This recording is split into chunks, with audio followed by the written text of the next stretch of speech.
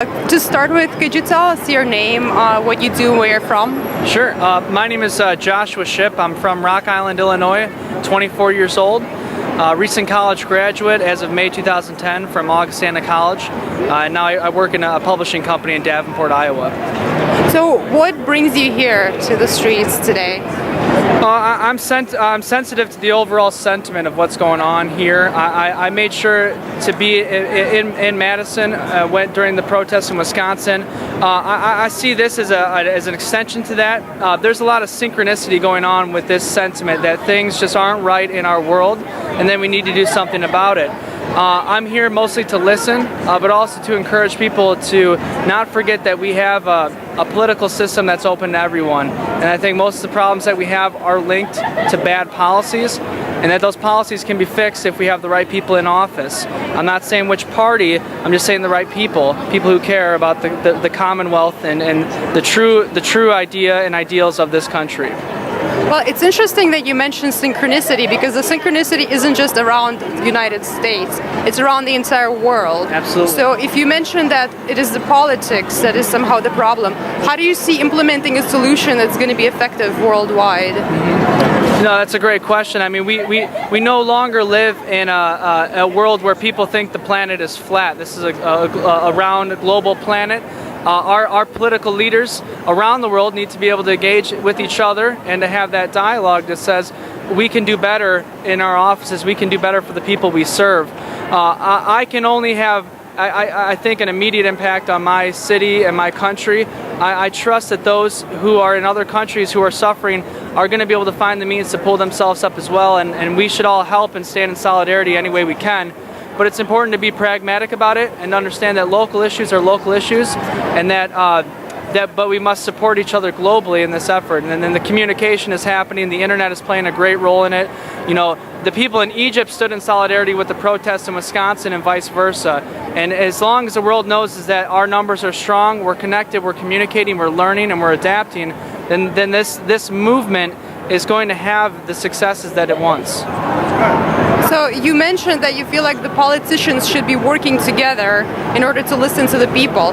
Well, currently they're often meeting, they have all kinds of G20 summits, etc., and yet it's not working. So what do you think gives right now, and what should be different? I think right now there's a great deal of realization going on, that we're realizing that the people who are currently in power, Berlusconi just came up for a vote of confidence and barely survived.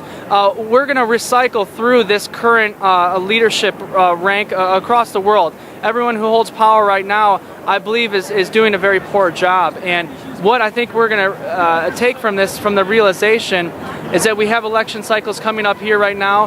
The French are having a democratic, what they're calling an American primary in France right now for their Socialist Party. What we're seeing is the realization is turning into political action. And this is going to take a cycle or two. You know, Charles Darwin will be the first one to confirm this, that real change happens gradually. So we're not going to overthrow any governments overnight. I think what the people did in Egypt is great, but if you look at what's going on right now, they're still suffering. So the real change is going to happen with focus and sustained effort, and it's going to be incremental, but we're experiencing the beginning of that right now, I believe. So what do you think is the significance that all of these things are happening all over the world? Because you do mention local politics, each individual country separately, but right now we see a trend that everything is interconnected. You can no longer think this is America and we should do this in America, or this is France, etc. We're interconnected. So do you think that something should be different now that the world is becoming so intricately tied together to each other? Again, I think this is the age of the dawn of realization or re-realization. The human condition is universal. And I can't stress that enough. The human condition is universal. So if we suffer because of poor employment laws in one country, we will in the other. If we don't have access to clean water in one country, this humans in another country will also feel that as well. So the human condition is universal. We all realize that there's more and more of us on this planet. The planet is hurting from our practices of hydrocarbon-based fuel economies across the world. More people want these things, and it hurts the planet. And so there is this realization. We're seeing, ice caps melting. We're seeing shores flooding. We're seeing famine. We're seeing universal worker suffrage. So again, it's just, this is evidence that the human condition is universal. And with the internet and communication, we're able to share that and be in solidarity with each other. So what should an average individual, somebody like me who is not connected politically, what can we do in order to contribute to this global realization of our dependence, of our human condition? What can an average person do? Excellent. Well, I think the average person needs to realize that they're not so average. And I can speak very favorably about this country, and that the average person has so much power available to them. You know, you can run for your local offices. You know, you can pretty much do whatever you want to do, but we're not powerless. We're certainly not powerless, and that's really it. It's all about getting involved and trying to find a way to do that. Okay. So you feel like the involvement is external, about getting active in political organizations, various organizations? Yeah, it's difficult to say what the individual person should do because you know, it's what the person feels like they should do. Okay. And for me, I feel like right now we need to have an intense focus on our political institutions because most of our problems are stemming from them.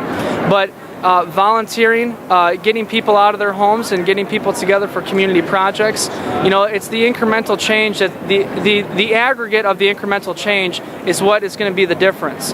It won't be the rhetoric that's used. So what I mean by the individual effort is anything that we do has an impact.